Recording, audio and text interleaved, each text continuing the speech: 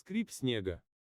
Мусаси крался по коридору, обходя залитые светом комнаты в передней части дома. Сначала он забрел в спальню с приготовленными постелями, затем в кладовку, где хранились инструменты и всякая утварь. Казалось, стены источают запах еды, но Мусаси не удалось отыскать кухню. Из полумрака внезапно вынырнула девочка-служанка и, раскинув руки, преградила ему дорогу. «Господин, сюда гостям нельзя». Голос девочки звучал твердо, в нем не было и следа детской наивности, которую она играла, обслуживая гостей в передних комнатах. «Неужели? Нельзя?» Девочка подталкивала Мусаси, чтобы он покинул эту часть дома.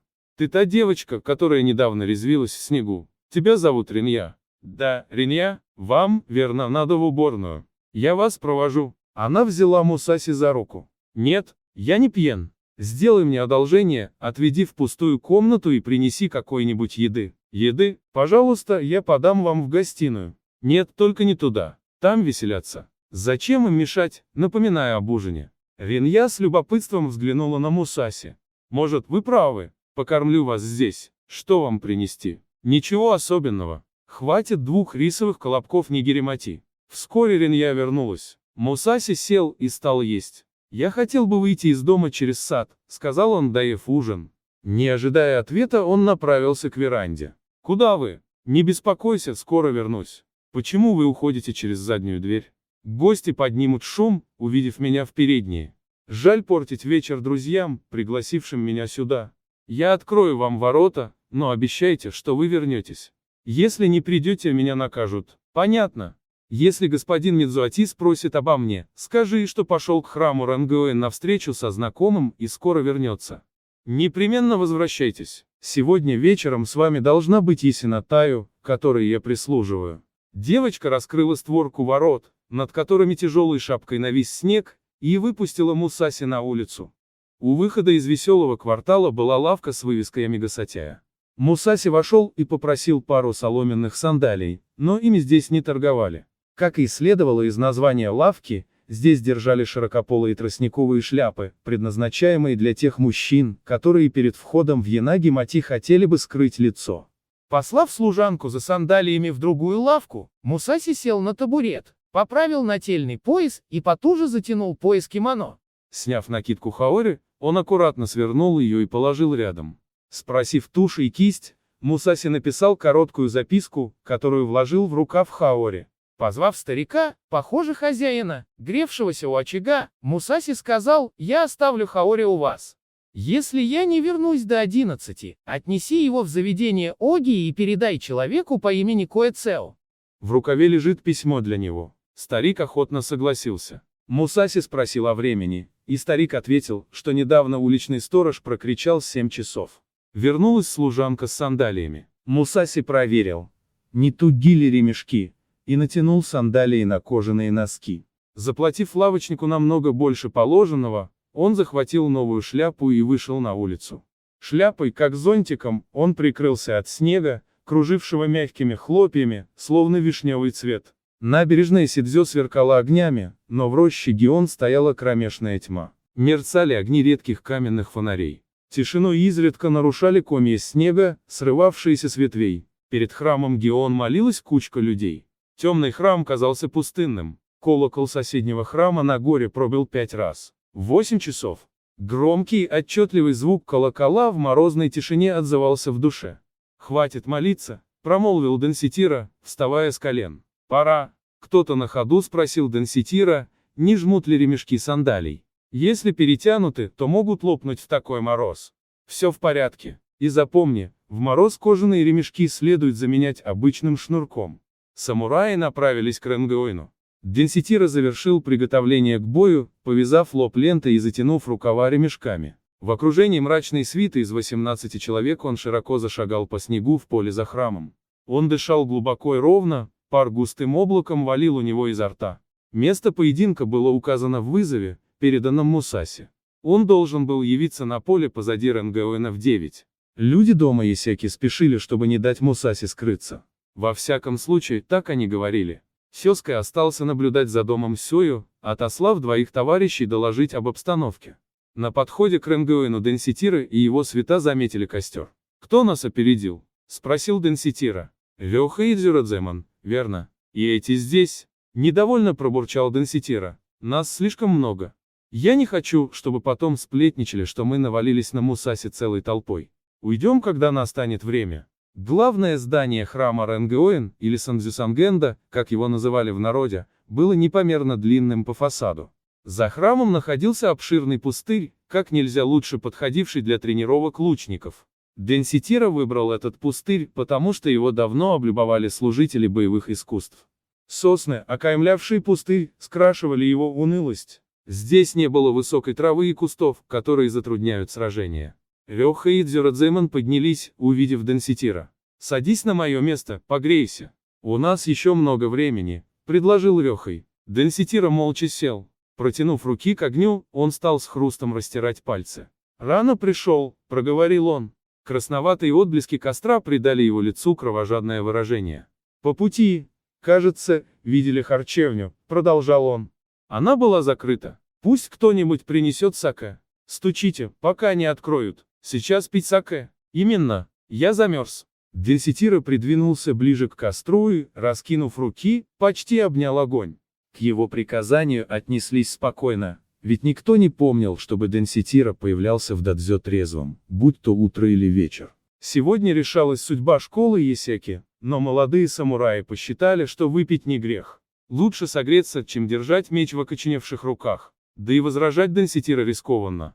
Двое побежали в харчевню и вскоре вернулись с кувшином горячего саке. «Вот это дело!» — повеселел Денситира. «Саке — мой лучший друг и помощник». Ученики со скрытой тревогой наблюдали, сколько он выпьет. Денситира на сей раз выпил гораздо меньше обычного. Он понимал, что сегодня рискует жизнью. «Смотрите, кажется, Мусаси». Все напряженно вслушивались в тишину. Некоторые поднялись на ноги. Из-за угла храма здания появилась темная фигура. «Не беспокойтесь, это я!» — крикнул человек. Это был пожилой человек, хотя и одетый по современной моде. Его хакама были подвернуты, чтобы не мешать при беге. Годы согнули его спину. Молодые самураи, узнав в нем старика из Мибу, уселись на свои места. Старик из Мибу был Есиока Гэндзаймон, брат Кэмпа и дядя Денситира. «Дядя Ген, что вас привело сюда?»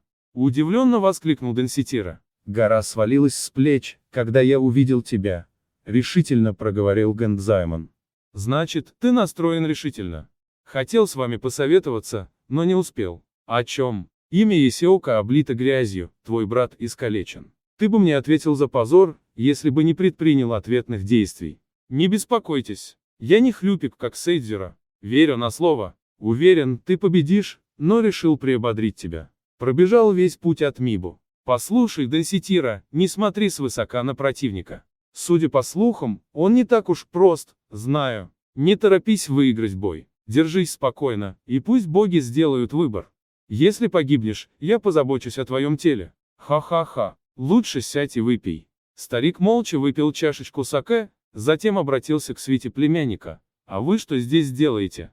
Неужели намерены толпой сражаться против одного? Это ведь поединок двух мужчин. Стыдно, когда у одного из них куча помощников. Пора, идите все за мной. Понаблюдаем издали, чтобы никто нас не упрекнул в подготовке атаки против одного». Все встали.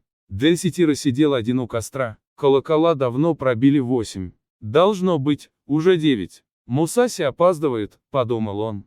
От учеников школы Есеки остались только следы на снегу. Изредка с карниза храма со звоном срывались сосульки или слышался треск ветки, ломавшейся под гнетом снега. Денситира настороженно оборачивался на каждый звук, устремляя в темноту соколиный взор. Из темноты возникла тень бегущего человека.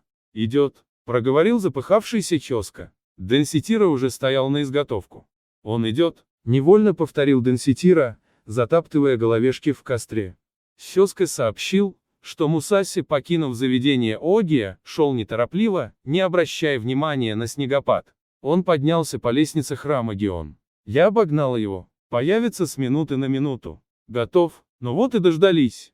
Уходи, Хёска. Где остальные? Не знаю. Но ты уходи, ты мешаешь мне. Хорошо, ответил Хёска, хотя уходить не собирался. В его голове уже созрел план действий. Пока Денситира затаптывал костер, Хёска нырнул под галерею храма. Холодный ветер пробирал до костей. Обхватив руками колени, Хёска уговаривал себя, что крупная дрожь, бившая его, происходит лишь от холода. Денситира прошагал 100 метров навстречу противнику и остановился под высокой сосной, уперевшись ногой в выступающий корень. Тепло от выпитого саке быстро выстуживалось. Денситира начал зябнуть. Хёска из укрытия видел, как волнуется Денситира, вглядываясь в пустынный храмовый двор, кажущийся еще просторнее от снежного покрова. Денситира вздрогнул от шума, но это сорвался с ветки ком снега. Мусаси не появлялся. Не выдержав, Хёска вылез из-под галереи. Куда он задевался? «Ты все еще здесь?» — грозно вымолвил Денситира. Он не находил себе места от волнения, как и Хёска, но не отослал его прочь. Они поняли друг друга без слов. Они оглядывались по сторонам, чувствуя, что их подозрения сбываются. «Нигде не видно», — бормотал Хёска. «Негодяй сбежал», — подтвердил Денситира. «Сбежать он не мог», — возразил Хёска и принялся пересказывать все, что успел разведать. Он не сомневался в серьезности намерений Мусаси. «Что это там?» — прервал его Денситира, указывая на дальний край храмовых построек. Там в дверях кухни появился огонек свечи и двинулся к главному зданию. Свечу, несомненно, нес монах, но за ним маячила еще одна тень. Огонек, проследовав через ворота, начал подниматься по ступеням на галерею Сандзюсангенда. Монах обратился к следовавшей за ним тени: «Ночью здесь никого нет, все заперто». Вечером была, правда, группа самураев, они грелись у костра. «Верно, те, кого вы ищете, но они ушли. Простите, что потревожил вас так поздно. А вон те двое у высокой сосны. Они, кажется, ожидают меня. Сейчас спросим. Я сам. Теперь я найду дорогу. Вам лучше уйти. Вы собираетесь с друзьями на прогулку, полюбоваться свежим снегом». «Нечто вроде этого», — усмехнулся Мусаси. Загасив свечу, монах проговорил: «Прошу прощения, но должен вас предупредить.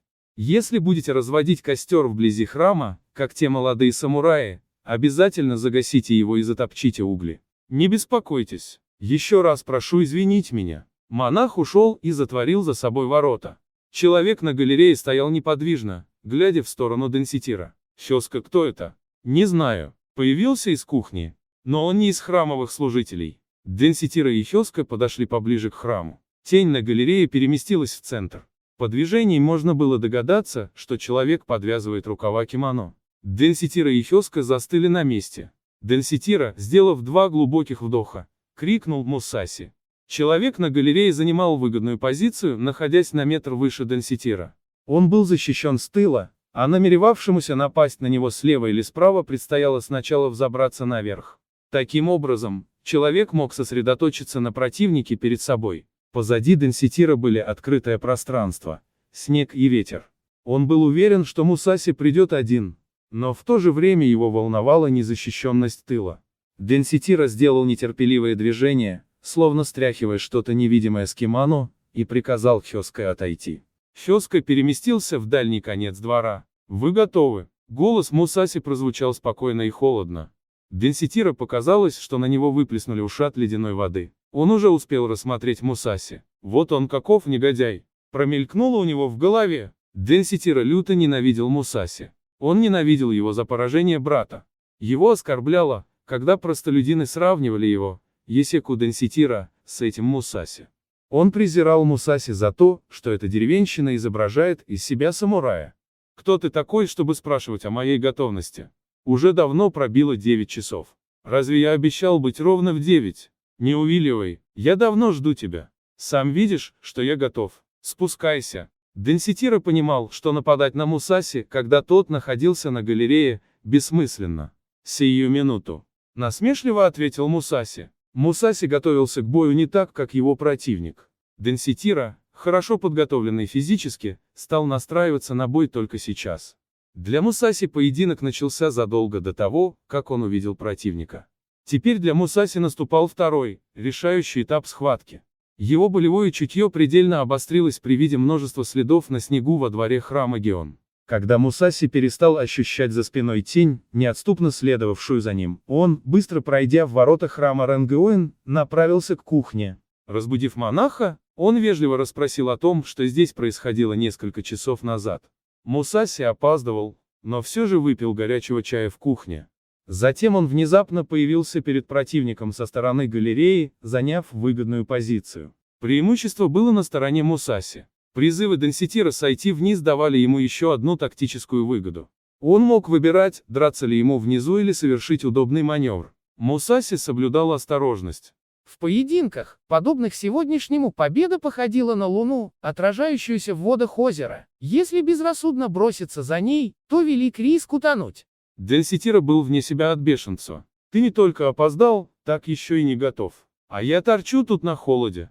Еще минуту, я спускаюсь, последовал спокойный ответ. Денситира знал, что злость способна довести его до поражения, но уже не мог сдерживаться, тем более, что его намеренно дразнили. Все, выученное им по части стратегии, мгновенно вылетело из головы.